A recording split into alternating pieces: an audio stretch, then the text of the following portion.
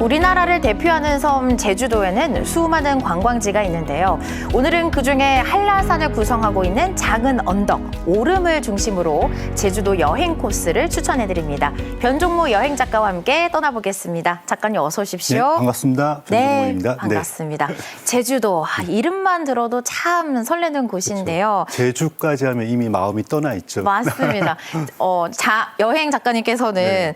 제주도 여행 좀 좋아하시는지 궁금합니다. 네, 저 한때 제주도를 너무 좋아해가지고 제주도에 살았었습니다. 한 2년 가까이 살았는데 그때도 좋았고 그 추억 때문에 지금까지 조금씩 기억하면서 계속 제주도 떠올리기만 해도 그냥 기분이 좋아지는 정도. 그래서 우리나라에 제주도가 있다라는 거는 참 축복이다라는 생각을 많이 합니다. 네. 그래서 이제 국내 여행의 꽃을 이제 제주도라고 하는 것 같은데 네. 오늘은요 제주 공항에서 시계 방향으로 이제 동쪽에서 서쪽으로 이제 네. 한 바퀴 쉽게 좀 오를 수 있고 네. 또 뷰가 좋은 오름 여행을 좀 테마로 제주도를 소개해드릴 텐데 그쵸. 네. 그 전에 먼저 오름이 뭔지 네. 또 오름 여행이 가지고 있는 장점은 뭔지 네. 소개해주시면 좋을 것 같아요. 제가 생각하는 오름 같은 경우에는 일단 부담이 적어요. 왜냐하면은 제주도 가시는 많은 분들이 경제적으로 조금 힘들어졌다. 우리나라 전체가 물가가 이제 많이 올랐으니까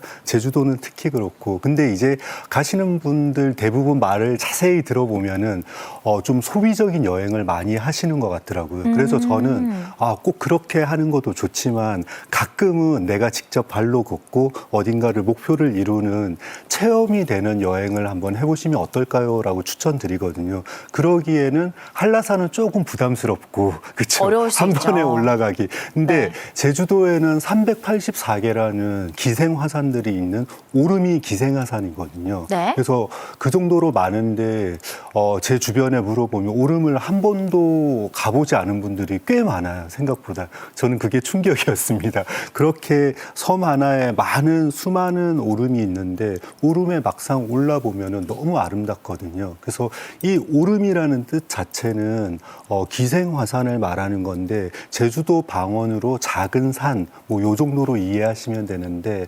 제주도 방언이군요. 네네. 가끔 그냥 뒷산 올라간다라는 생각으로 가시기에도 좋고 제주도 방언 혹시 알고 있는 거 있습니까? 저는 혼자 없어의 정도? 그 정도면 많이 아는 거예요. 저는 네. 이제 오름. 작은 섬. 네.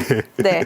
오름 그렇습니다. 여행 특집 좋습니다. 그래서 네. 오늘 가장 먼저 소개해드릴 곳이 네. 다랑시 오름인데요. 네. 아마 익숙한 분들도 계실 것 같은데 다랑시 오름에서는 어떤 풍경을 우리가 좀 마주할 수 있을까요? 네. 제가 동쪽에 자주 갔던 제가 애정하는 마을이 하나가 있는데 네. 거기가 새와리거든요.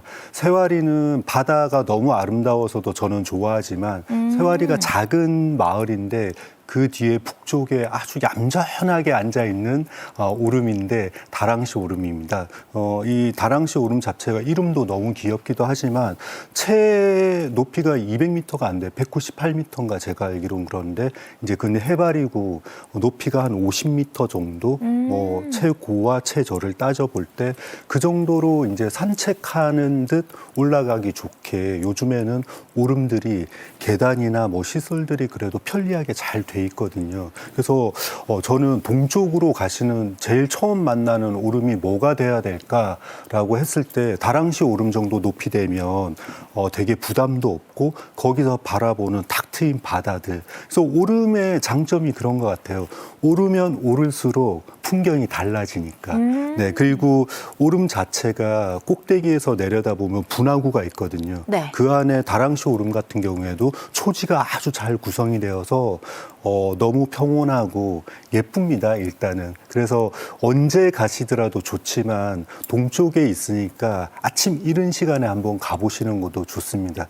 해가 딱 뜰 때의 바다 색깔이랑 풍경은 또 다르거든요. 그래서 다랑시 오름은 제가 오름 추천할 때 반드시 넣는 거고요. 제일 먼저. 네, 비교적. 그래서 저같이 성질 급한 사람들은 오르는데 채 30분도 안 걸립니다. 굉장히 빨리 오르시네요. 그렇죠. 네, 근데 이제 오름이라는 거는 천천히 이렇게 풍경을 봐가면서 애인이나 가족들이나 친구들 같이 가시는 분들은 그렇게 가시면 좋고 다랑시 오름이 또 좋은 이유 하나가 비자림이라고 들어보셨죠? 아, 여긴 너무 유명한 네, 곳이죠. 가보셨죠. 네. 비자림 너무 좋지 않습니까? 그래서 다랑시 오름만 보기 위해서 새와리를 가는 거는 조금 그러니까 비자림이랑 다랑시 오름이랑 거의 붙어 있거든요. 그래서 제가 또 비자림을 소개할 때 언제든지 여행 처방전이라고 얘기를 하거든요. 왜죠? 가기만 해도 걷기만 해도 몸이 좋아지는.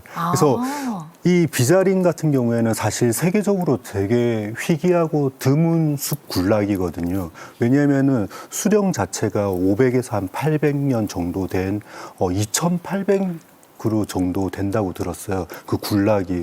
그리고 그 나무 크기도 거의 10m 이상, 15m까지. 그러니까 걷기만 해도 진짜로 힐링도 되고 실제로 몸에 좋은 그런 공기를 마실 수가 있고, 특히나 이 비자림은 비자나무를 비자림이라고 하는 거잖아요. 그렇죠? 근데 옛날 선조들이 구충제로 많이 사용했다고 그래요. 비자 열매를 가지고. 요즘에는 우리 약 한 알이면 끝나지만 그래서 옛날부터 아주 인간에게 이로운 나무였고 또 나무 질이 너무 좋아서 좋은 가구를 만들기도 하고 바둑판을 만들기도 하는데, 그거를 다 떠나서 저는 진짜 자주 갔었거든요. 왜 자주 갔냐면은 거기에 꼭 볼만한 나무가 두 가지가 있는데 새천년 나무랑 그다음에 열리지라고. 열리지 뜻 아시죠? 아니요, 저는 처음 듣습니다. 나무와 자라서 어느 허공의 지점에서 얘네들이 닿아서 붙어버린 거예요. 그래서 두 나무가 한 나무가 되는 거거든요. 그래서 드라마에도 자주 나오고. 로맨틱한데요? 네, 너무. 그래서 애인 없는 사람들이 가면 좀 약간 질투나는 나무기도 한데 거기 가면 다 알 수 있어요. 사람들이 워낙 많아서. 그래서 꼭 추천드리고 싶습니다. 다랑시 오름 올라보시고 제주도를 딱 조망하신 다음에 바로 밑에 보이는 비자림 꼭 다녀오시길 바랍니다. 두런두런 이야기 나누면서 한번 올라갔다 오면 좋을 것 같은데, 다랑시 오름과 또 그 옆에 비자림까지 소개를 해주셨는데 듣기만 해도 정말 힐링이 되는 느낌이 드는데요.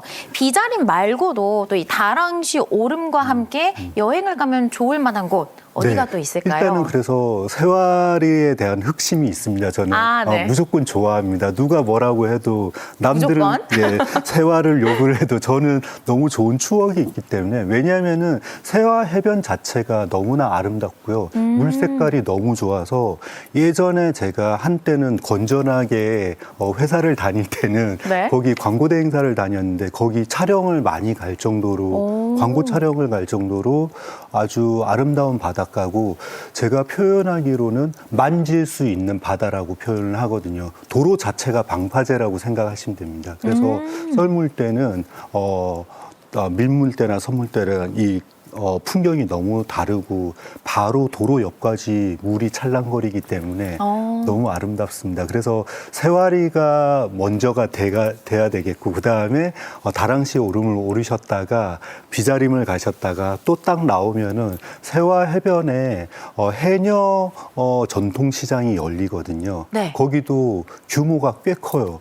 제가 거기 있을 때 시장을 다 거기서 봤을 정도로 없는 게 거의 없는 것 같아요. 요즘에는. 그래서 아주 아름다운 배경을 뒤로하고 아주머니들이 이렇게 물건을 파시는 모습도 너무 아름답기도 하고, 그래서 저는 제주도에서 한 세 손가락 안에 드는 지역이 이 새와 지역인데, 이제는 많은 사람들이 제주도를 내려갔잖아요. 그리고 이민을 많이 갔잖아요. 제주도로.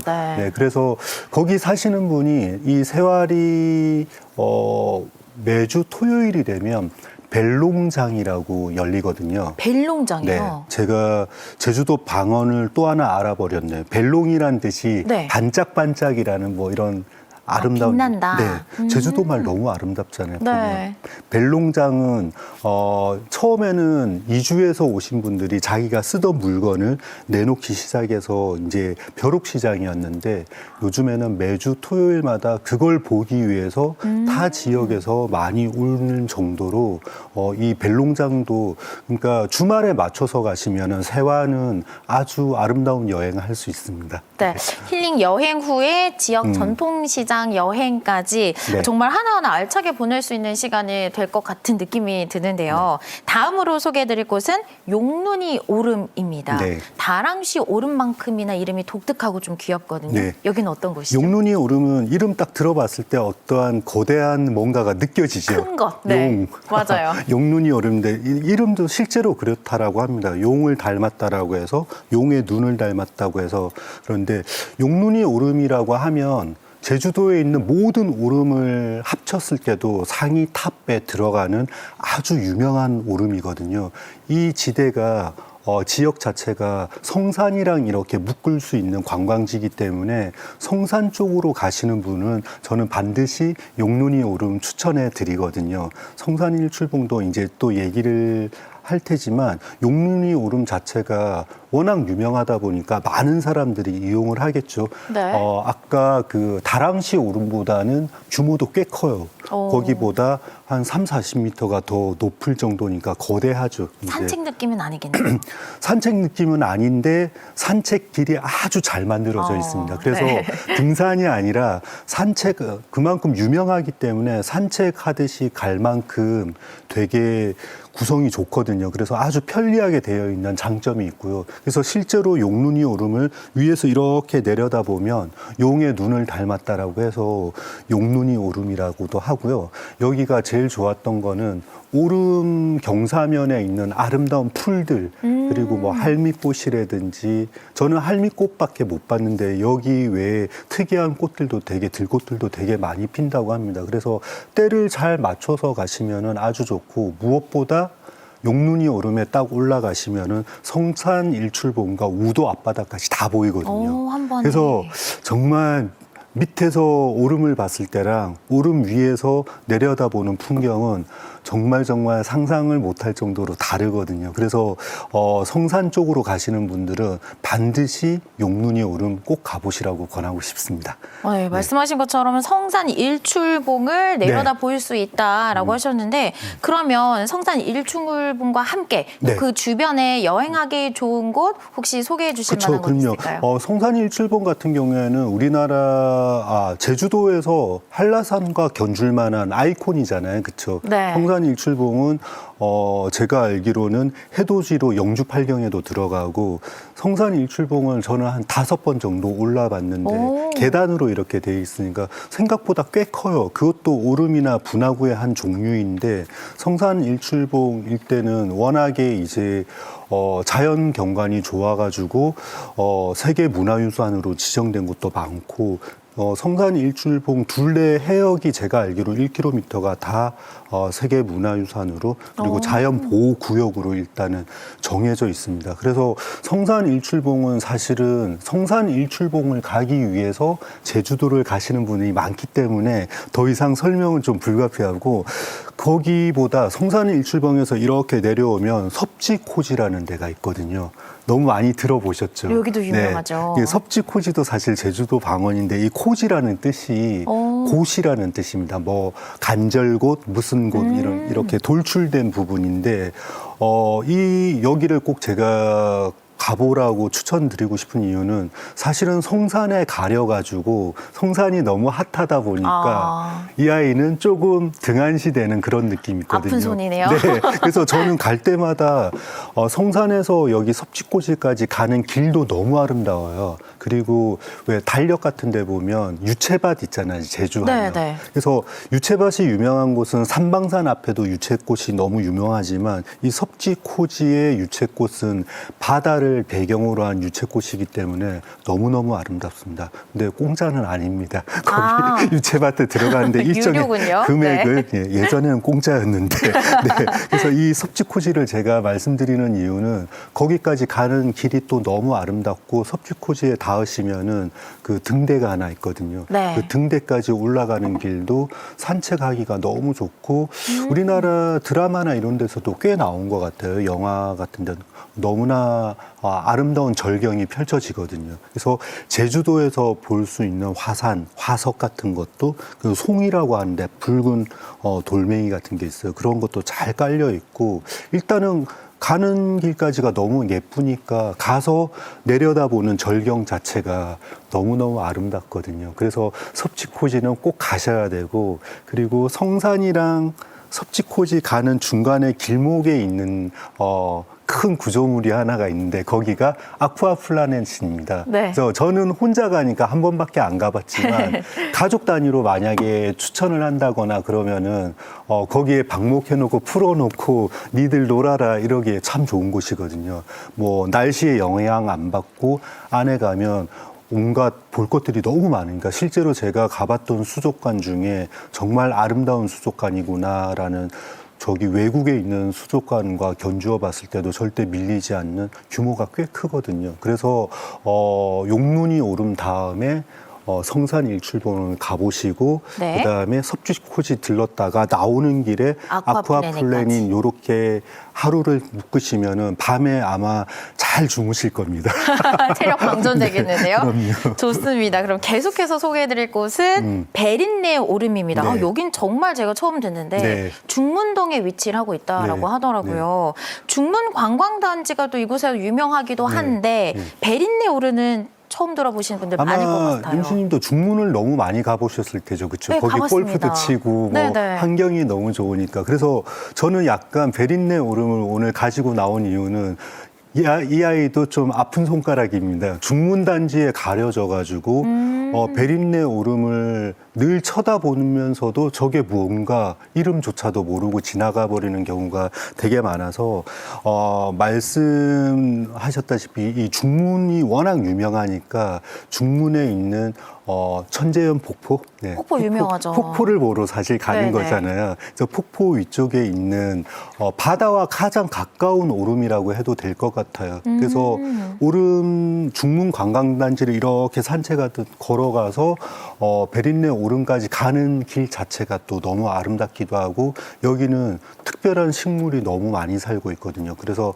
자연 환경적으로나 거기에 중간중간 적혀 있는 설명만 읽고 가도 자녀들에게 큰 교육이 될 만큼 아주 좋은 곳이고요. 문제는 이제 오름을 올라가면서 바다 냄새까지 맡을 수 있는 그만큼 가까운, 너무 좋죠. 그러니까 산이랑 바다를 동시에 동시간대에 함께 여행하는 그런 기분이. 일석이조네요. 네, 그럼요. 일석이조보다도 더 많을 겁니다. 아마 여기도 숲이 이제 엄청 오래된 곳이니까 울창해져가지고 여기도 마찬가지로 비자림만큼은 아니지만 울창한 숲도 있고 공기도 좋고 그러기 때문에 저는 성산이나 뭐 중문 다 가시니까 거기까지 가시는 분들은 꼭 한번 가보시라고 베린네 오름을 넣어놨습니다. 그리고 올레길 많이 걸으시잖아요. 네네. 이 오름 자체가 올레길 8번 길에 속해 있거든요. 그래서